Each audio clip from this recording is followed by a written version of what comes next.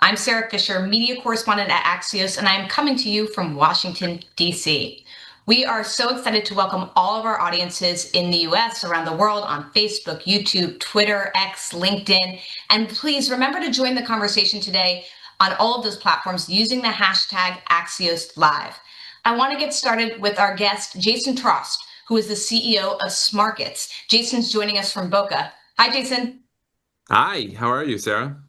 I'm great. Thank you so much for joining us today. We are so lucky to have you because you really understand predictive markets, betting, real-time economics, and how that has brought an era of modernization and personalization to some of the most historic sports, things like sports racing, horse racing. So I want to get a sense from you, when we think about prediction markets, when we think about AI and how that's transforming these sports, what is the thing that we need to know as audiences trying to learn more about this, about how advanced data can actually make this sport better, make it better for the fan?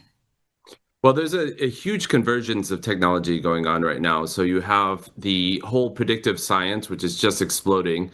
If you take a step back, humans are obsessed with prognosticating the future. So if you look at newspaper articles or water cooler talk, people are always talking about what's going to happen.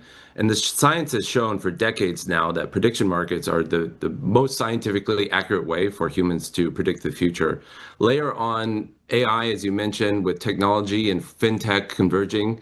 It's a really exciting time because all these technologies are coming together to make richer experiences for people to prognosticate the future, and indeed making sports more exciting with all these different avenues that people can participate in the sport with. It's interesting. There are so many screens these days, Jason, for people to engage with sports. You know, I could be watching something and have my phone out and have my iPad out. I think that sports broadcasters understand the power of these prediction analytics, but the challenge becomes, how do you integrate them into the sportscast so that people don't have to rely on 10,000 different screens to get access to this data? What do you think is working best? Well, I think what's really exciting, if you're watching a game, to be able to know what the chance of team winning is. So, like a lot of times when people are jumping between channels, you don't know which team is meant to win and what the chance of them winning is. So, what I like about prediction markets, layering on top of sports, is that very quickly you can get up to speed on the game. And if team A has a 99% chance, it's kind of almost sewn up. But if team A has a 50-50% chance and you're just jumping into the game, it lets you know this is a jump ball who's going to win the match. So the prediction markets, not only does it help you prognosticate the future, it gives you really good information as to what the state of the game is, and that can make it more exciting and get you up to speed faster. But I imagine if you're a consumer and you're trying to leverage these prediction markets, whether that is to make a bet or just to follow along with your friends, you need to have a really good sense of trust that this data is valid, that it's authorized. How do you convince consumers that the data that you're providing, if it's AI powered, if it's happening in real time, is the best quality data? I know you mentioned prediction markets tend to be the most accurate, but give me more insight there.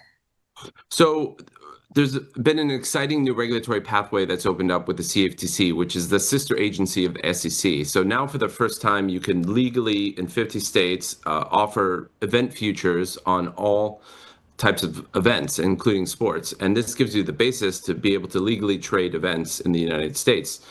It's important to remember that prediction markets they're marketplaces, they're exchanges. So there's a bid and there's an offer, and people are negotiating that price in real time, just like you would in a stock on the New York Stock Exchange. And so prediction markets, you bring market dynamics along with very solid federal regulation. That should give people a lot of trust that this is being handled properly. You oppose that with a bookmaker. Bookmakers have state by state licenses in the United States, and bookmakers have liquidity that's pooled in-house, and they're not connected with exchanges, and they do it themselves. And so they don't have market dynamics driving the price. So when bookmaker A or bookmaker B is setting their price on CBS, that's some person with a view. That's not a market-driven view. And the advantage of prediction markets is you get a market-driven view on the price.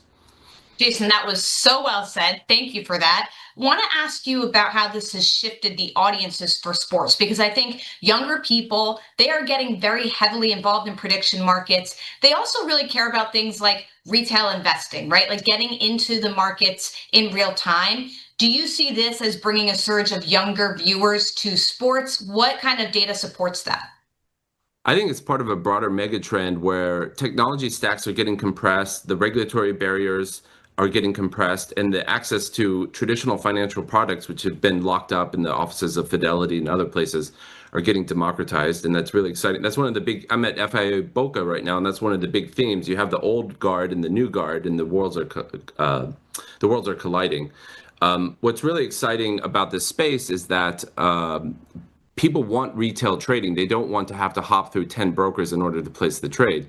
So historically, you had all these gatekeepers in the financial industry. I remember when my grandfather bought Walmart stock, he had to place the trade over the phone, and I believe it's $100. And this is back in the 80s. He had to pay a transaction fee of $100 to buy a very, very small, I would say like 100 shares of Walmart, which is just crazy in today's context.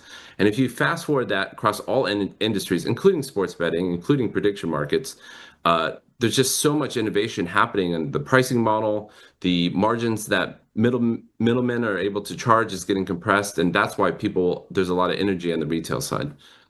That is incredible to think about a $100 transaction fee in the 80s. Like today, that would be so much more expensive. That is wild. I want to ask you about how predictive markets can be actually entertainment themselves, because a lot of times I'm seeing stories get written that the whole baseline of the story ahead of a sports event is who prediction markets thinks is going to win a particular match or a race. Can you walk us through that? Yeah, there's this concept called the wisdom of crowds. And so basically the theory goes that if you get enough diverse people placing money on an outcome or guessing on an outcome, that the average guess will be fairly accurate. And so, but it's also important to say that just because a price is X doesn't mean X is going to happen. So there's two famous examples in the UK. There was prediction markets on the Trump election in 2016 and Brexit. Both prediction markets price things at 20%.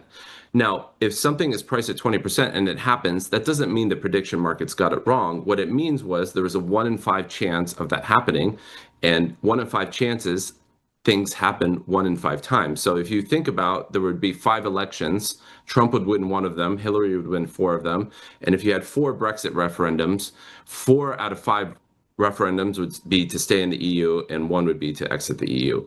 So it's important to remember that if a prediction market has something at 51%, that doesn't mean it's going to happen. It means that if you have 2 of these events, it will happen 1 of the times, and that's an important consideration. When you think about that, how do you convince or how do you explain to the consumer or the fan that the prediction markets are just that they're just predictions, that this is not actually telling you what is going to happen? Should that onus be on the prediction market itself? Should it be on the broadcaster? Where does that responsibility lie? I think it's a shared responsibility, but it's important that the prediction market is following the federal regulation and that the broadcaster that's talking about this is talking about it in a responsible way. So it's a shared responsibility, but the ultimate regulation of the market belongs to the prediction market operator. And for those broadcasters, as well as the leagues, this is interesting. They have, for the first time, real-time feedback loops from fans. You can take a look at the way that people are predicting something will happen to kind of get a sense of their sentiment. What do those broadcasters and the leagues do with that data? How does that help them enhance the sport? Well, I think it's no secret that linear television is getting challenged, and one of the exciting growth areas in the future is live events, including concerts, but very importantly, sports. And it's no secret that what increases interest in sports is betting on sports. And so what broadcasters should smartly be doing is tying in responsibly prediction market data around who's going to win, and because it really encourages that engagement in the sport. Historically, Monday Night Football was created as a betting event. A lot of the NFL doesn't want to talk about this, but the Monday Night Football was created so that people could chase their losses on Monday. This is back when Tony Soprano was the main business model of sports betting. That's no longer the case. But it's been no secret to the NFL. They might not want to talk about it publicly, but that sports betting drives a lot of the interest in the sport, and that people, when they put money on it, they care more, they watch more, they're more engaged, and it creates a more exciting fan experience.